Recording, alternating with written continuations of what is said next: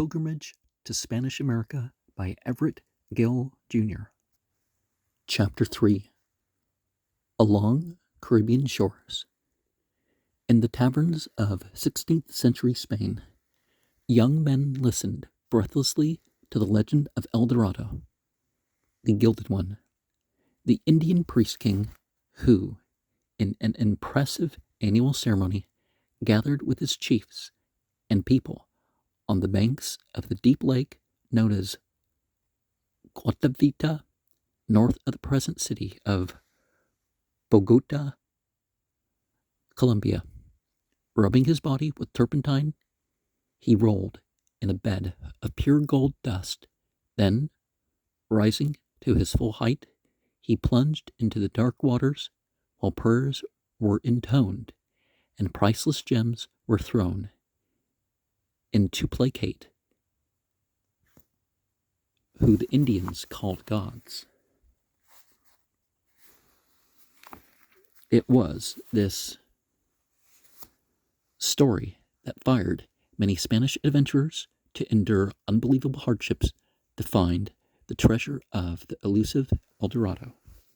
Now, some cultures did make offerings like that, so that story could have been passed on in that form, and people believed that that was the story. Now, there was a culture that in the region that was one of the most gold-producing cultures in the world. Of course, their intricate farming for millions of people and stuff like this was actually more of an amazement than the amount of gold they had. But, there actually is a lot of truth to that story. Colombia, Gem of the Ocean. Colombia is the only country named in honor of the discoverer of the New World. Its shores are washed by the Caribbean Sea and the Pacific Ocean, and it is connected with Central America by Panama, which once formed a part of its territory. The tawny Magdalena River flows northward through a huge marshy jungle land and provides 575 miles of navigable waterways, 3 parallel mountain chains running north and south enclose the high plateaus where the majority of the people live. The eastern part of Colombia, including the slopes of the Andes and the vast lower jungles that are drained by the Orinoco and Amazon rivers, is sparsely settled. Transportation is a serious problem since no railroads connect the northern coast and the capital city of Bogota.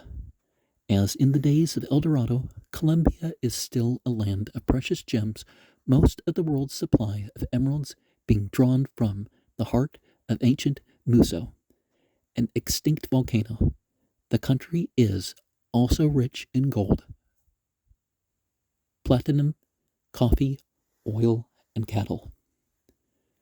Of infinitely greater value, however, than its jewels and precious metals are its 10 million people, which are largely of Spanish Indian descent, with a small Negro element living in the tropical regions along the coast.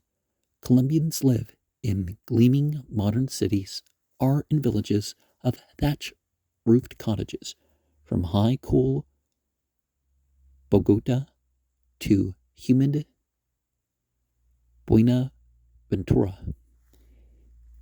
Until recently, Colombia had a remarkable record of nonviolence in government and prided herself on the fact that she was dominated by principles rather than by dictators.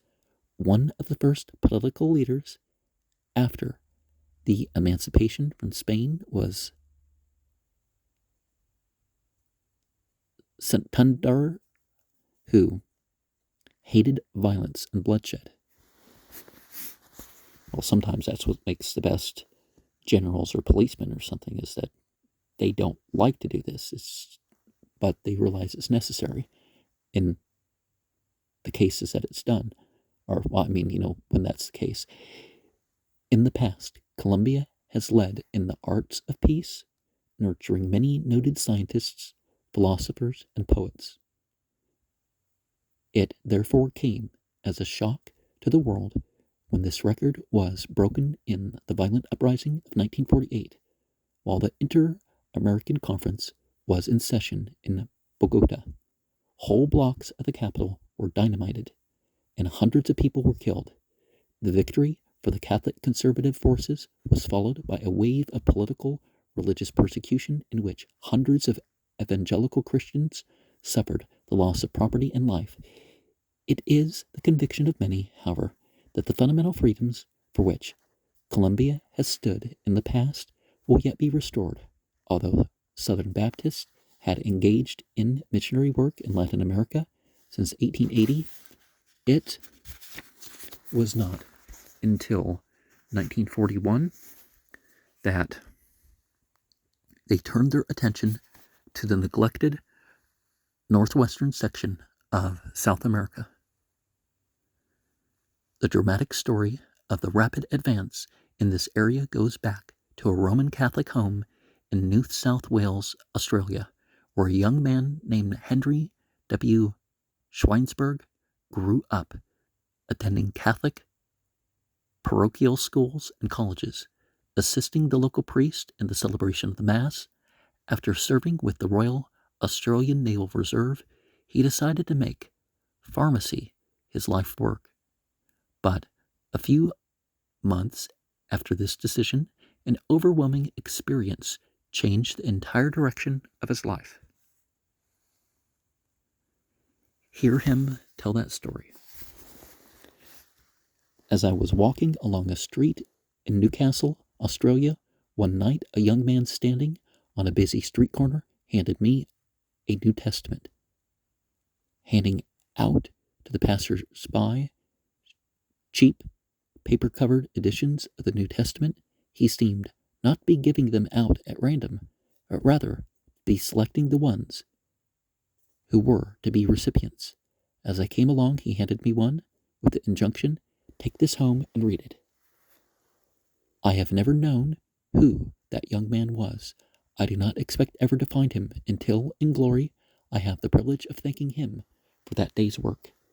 I accepted the little testament and casually read portions of it. Then it began to grip my heart. I would read it for hours. It was the first copy of the New Testament I had ever seen, although from my study of Catholic doctrine, I was familiar with certain quotations of Christ. In this little book, however, I found all the words of Christ. I saw that when they were read in their context, the meaning was often very different from that which I had been led to believe. And a lot of people who claim to be of a Bible first church, they're still following Catholic doctrine.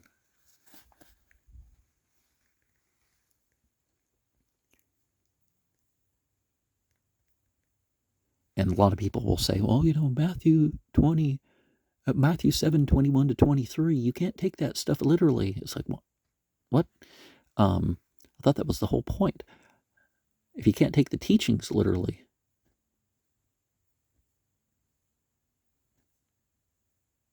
but you take the miracle stories literally, true scripture would be literally true and symbolically true, but after 3 weeks of intensive reading of this New Testament, the Spirit of God wrought a great consciousness of spiritual need. I came to John 3:3, except a man be born again, he cannot see the kingdom of God. Right then, I became conscious of the fact that all my confessions to a priest, all my attendance at Mass, all my religious rituals were insufficient. That night, I knelt alone and made salvation personal. I remember praying, Lord, I don't know what it means to be born again, but whatever this is, I want to. I arose from my knees, conscious of the fact that God had heard my prayer and that I was born again. From that moment, this blessed consciousness has been an ever-present experience. And regardless of the church or other organization, there are people who just go through the movements and then, at some point it becomes personal, or the other way around. And that would have been available in the Catholic Church too, but, a lot of people become Baptists or something because they didn't have that experience in their church. From that instant, I came into personal fellowship with Christ. I felt I should serve him as a missionary. My people were overwhelmed at the change that had come over me. They refused to have any interest in me any longer. So, 2 weeks after being saved, I was turned out of home. Feeling the need for further preparation to serve as a missionary, I resigned my work in the pharmacy and entered the Missionary and Bible College in Sydney. While in this institution, I began the study of various denominations, comparing them with the Word of God. I would not join any church until I was satisfied I had found that which was closest to the New Testament. So it can't be one that observes Christmas, Easter, Halloween, any of those other non-biblical holidays, or that change the Sabbath from Friday sunset to Saturday sunset. I mean, there's more important things maybe, but, those are more obvious signs that it's not a Bible first church, or at least not totally Bible based. After 2 years of study, I was led to the Little Baptist Church in Haberfield, New South Wales, where I was baptized, and following the custom of the Baptist churches in Australia, I was called upon to give an oral testimony before the congregation. I've done that in multiple churches, and no, I don't mean the videos I have on my channel, but I'm willing to go to more places, right? After completing his training, he accepted an appointment under the Bolivian Indian Mission and served for 5 years among the Quechua Indians in the fanatical town of Totora. Feeling the need of further preparation, he and Mrs. Schweinsberg came to the United States for additional theological training, and in 1941 were appointed by Southern Baptists for service in Colombia. Mr. Schweinberg and Dr. J. L. Hart, missionary to Chile, made a survey that revealed a wide open door of opportunity in Colombia. Immediately, they called for the appointment of 10 missionary couples to open work in Barranquilla, Cartagena, Santa Marta, Bogota, Cali, and Medellin because of the control of the priests over the people. Mr. Schweinsberg wrote, "It has been difficult for missionaries to rent suitable preaching halls. We believe that it would be best for the board to build becoming chapels in each mission center at the very beginning of the work." Well, you want to select places where people are receptive and,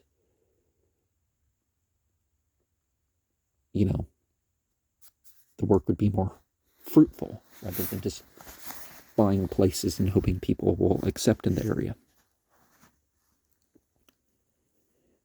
And why should somebody accept some random person who shows up rather than the people who've been teaching them their whole life as the authorities? It's not terribly sensible to just expect that, as long as you have a place, right? Beginnings in Barranquilla. On the banks of the sweeping Magdalena stands Barranquilla. Okay, Barranquilla. Okay, I wouldn't have guessed that. Founded in 1721 of the Common Era, Colombia's chief seaport and one of its most progressive cities with a population of 200,000. Is it? Some places are more, some are less. It could be in the millions now. So if you know the updated figures of any of this, let me know. comment. Bright, shining boulevards and modernistic homes are only a stone's throw from the thatched roof adobe homes, while long rows of buzzards, scavengers of the tropics, perch incongruously on the roofs of rich and poor alike. Irreverent citizens call them crass priests because they dress in black and hover over the dead. When our missionaries arrived in 1942, they found a struggling group of converts, the fruit of a previous work by the Baptists of Cuba. A few months after the opening of the new mission, I met with a small group in the front room of the missionary's home, and that afternoon with another group in a thatch-roofed home in Rebolo, one of the poorer sections of the city. 1 year later, I assisted in the dedication of a new chapel in Rebolo and also in the dedication of the Central Baptist Church's attractive temple, seating 500 on one of the better avenues of the city. With each succeeding year, this work has grown and developed at an amazing rate. The central church's structure was soon outgrown, torn down, and rebuilt to seat over 1,000. Now, it might have been better to have another building or something, or to remodel in some other way. These two churches became practically self-supporting in a few years and imbued with a missionary spirit, purchased a lot in the suburb of San Felipe, built a church and school, and promoted a flourishing work there with little help from the Foreign Mission Board. Reverend and Mrs. Howard Shoemake, succeeding the Schweinsbergs, who moved to Cali, now serve as general missionaries for the entire city. Fine primary schools have been organized alongside both the Central and Rebolo churches and are ably directed by Mrs. Kriya Radinur and Miss Anna Francis Todd, while Miss Lillian Ra Williams leads the San Isidro School. Through these schools, the children of Baptist homes have the opportunity of obtaining elementary education under Christian auspices almost from the beginning of our work in Barranquilla. A need for medical missions was felt, and a splendid lot was purchased overlooking the city with a view of the Magdalena winding in the distance. In 1947, Dr. and Mrs. Roy C. McGlamory were appointed as our first medical missionaries to Colombia. Dr. McGlamory had served with the United States Army for 3 years and as an ordained minister had also served as a pastor. After 2 years of hoping, praying, and preparing, he passed the stiff medical examinations in Spanish and obtained a full license to practice medicine. It was a victory that ensured a medical missionary program in Colombia. Even during the years of waiting, a small clinic was conducted in the San Felipe district. In 1950, a new clinic was opened in the center of Barranquilla, and in 1951, a new 50-bed hospital is to be dedicated in the name of the great physician. Miss Emily Head, with Army experience, was appointed in 1950 as the first nurse to represent Southern Baptists in Colombia. Although many of the factors that have entered into the success of the Colombian mission are discovered in all other missions, a new combination of these factors has resulted in what some consider to be a new strategy in world missions. First, primary emphasis was placed on establishing New Testament churches and assisting those churches from the outset with the purchase of adequate properties instead of waiting 20 years for them to build. A few centrally located buildings were erected with mission funds at an early date. This policy will not be followed in every instance, only in the inauguration of Baptist work in strategic centers because of heavy initial costs. This building program would not have been possible without the generous assistance of the Jarman Foundation of Nashville, Tennessee. Within these churches, from the beginning, the members have been taught the meaning of personal house-to-house evangelism, and continuous appeals for public surrender to Christ have been given from the pulpit. It is the usual thing for pastors in Columbia to expect decisions, since they are surrounded by thousands of people that have never known the gospel. The people indicate their decisions by walking bravely forward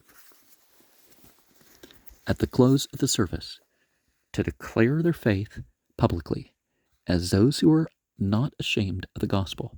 The names of those who come are taken, and each person is presented with a New Testament together with the tracts on the meaning of salvation and on the teachings of the Baptist faith.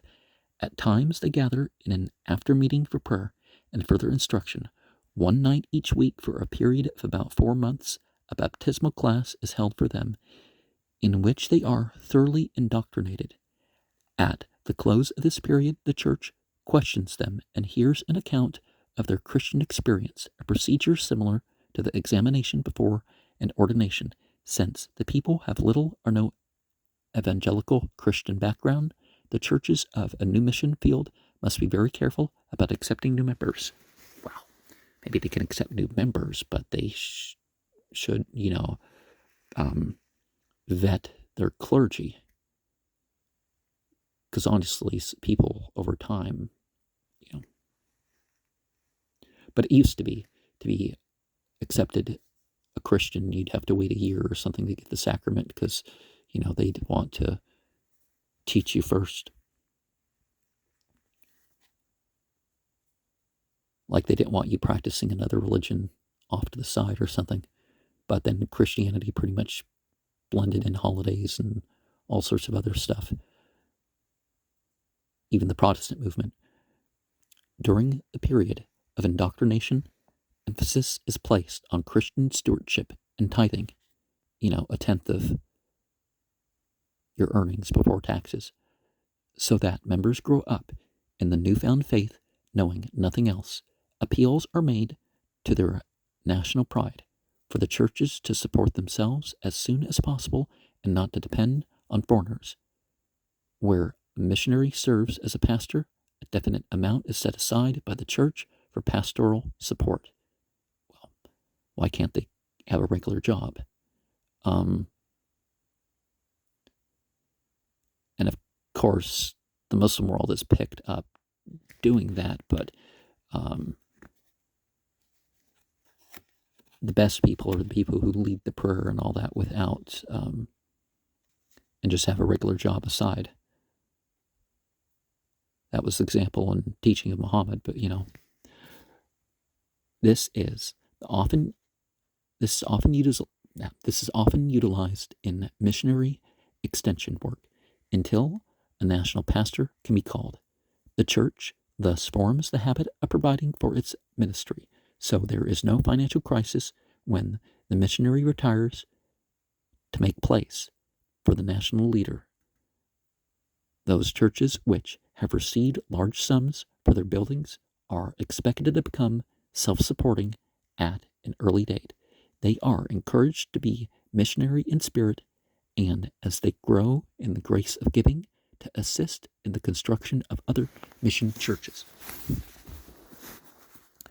Another emphasis, which has borne abundant fruit, is the policy of promoting from the beginning strong church organizations, thus permitting the new churches to share in the 2-century experience of our own churches. Some of the organizational methods must, of course, be adapted to the local situation, but many of the basic principles of Sunday school, Training Union and Women's Missionary Union activities have been accepted with joy and profit. The labors that started in the front room of the missionary home in Barranquilla in 1942 have been greatly blessed of God.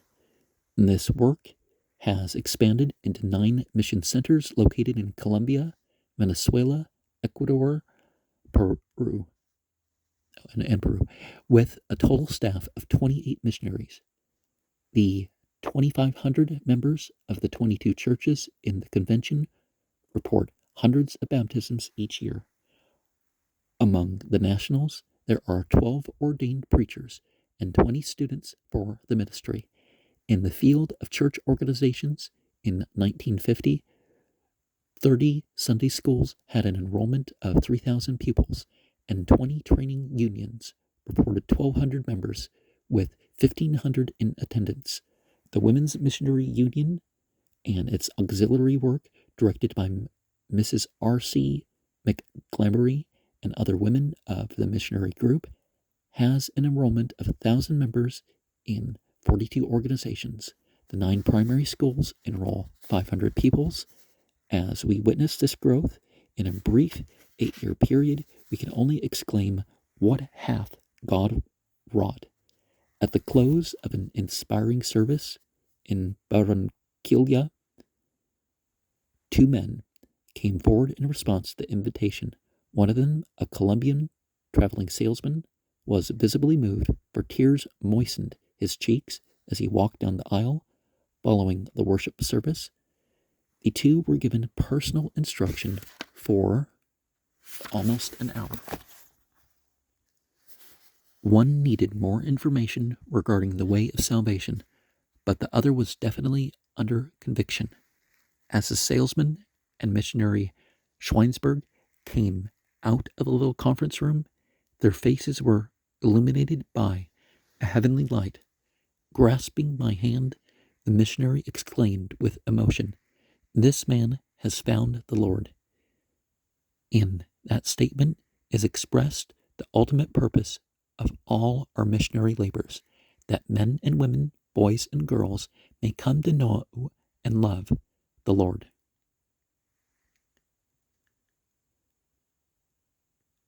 Cartagena, Pearl of the Andes.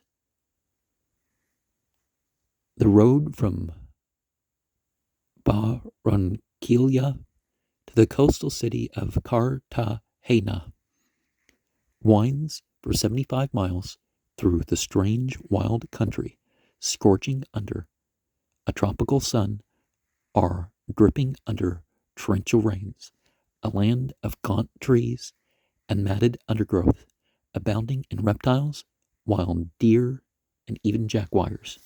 The roads are often crowded with lowing cattle and the ubiquitous burro, lost under his giant saddle of wood and straw. About halfway between Barranquilla and Cartagena lies the town of Sabanalarga, with a population of 24,000. Its sandy streets, lined with tiny thatched houses of mud and bamboo. On its main thoroughfare rises the attractive Baptist church building, which was constructed during the ministry of Reverend and Mrs. A.R. Daly.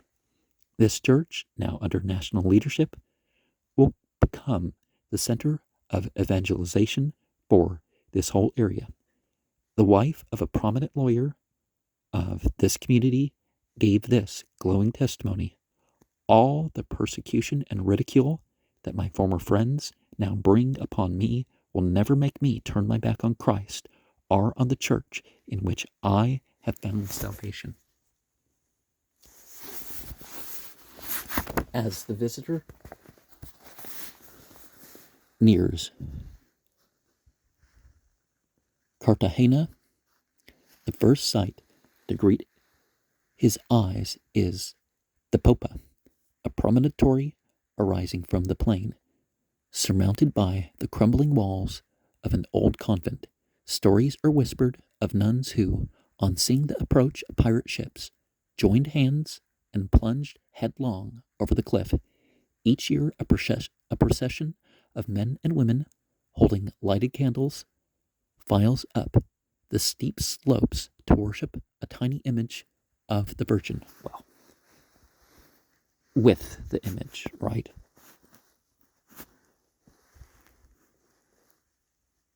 Well, it's still, a graven image, and it's still shirking from, even Christian. Well, I mean, it's definitely a Christian practice, though. But it's worshiping something other than the Trinity. Entering the city through the gates of its massive walls, the visitor is intrigued by ancient horse-drawn carriages, which clatter down narrow cobblestone streets with overhanging, vine-covered balconies. Cartagena, the most perfectly preserved Spanish city in the Western Hemisphere, was founded in 1533 and still symbolizes the former strength of Spain. In colonial days, it ranked next to Mexico City and Lima in importance. The bright, smartly dressed students marching in colorful, patriotic parades contrast sharply with the old world atmosphere. Above the city frowns the crumbling fortress of San Felipe, built to protect the city against buccaneers and enemies of Spain, for to Cartagena were brought the gold and silver of Mexico and Peru, to be convoyed by an armed fleet to Spain. The walls of the city, 40 to 60 feet in width, are as strong today as when they were constructed by sweltering slave labor. Time and again, the streets have run red with blood, as Morgan, Hawkins, or Drake stormed and sacked this citadel. In 1741, Admiral Vernon of the English Navy attacked a Cartagena with 190 ships and 27,000 troops. One of the officers was of Virginia Colonel Lawrence Washington, a half-brother of George Washington. He later retired to the banks of the Potomac, where he built a mansion and named it Mount Vernon,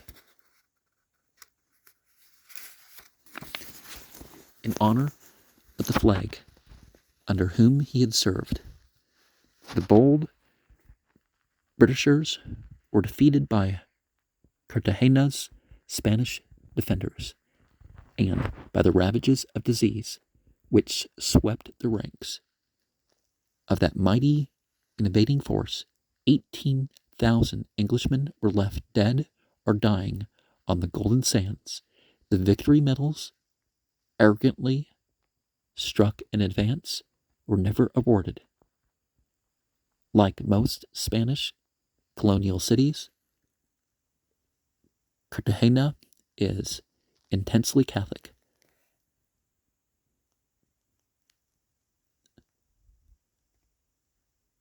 Well, things started when nothing else was available. Below the high golden altar of the cathedral lies the exposed skull of the city's patron saint, Pedro Claver. This warm-hearted Catholic missionary priest arrived from Spain in 1610 of the Common Era and became aroused over the conditions that prevailed on the incoming slave ships. As the ships discharged their cargo of diseased or dying African slaves, Claver tried to minister to their physical needs, and as they stumbled ashore, he baptized each slave in succession with holy water. It is claimed that he thus converted 300,000 of them during a ministry of 44 years.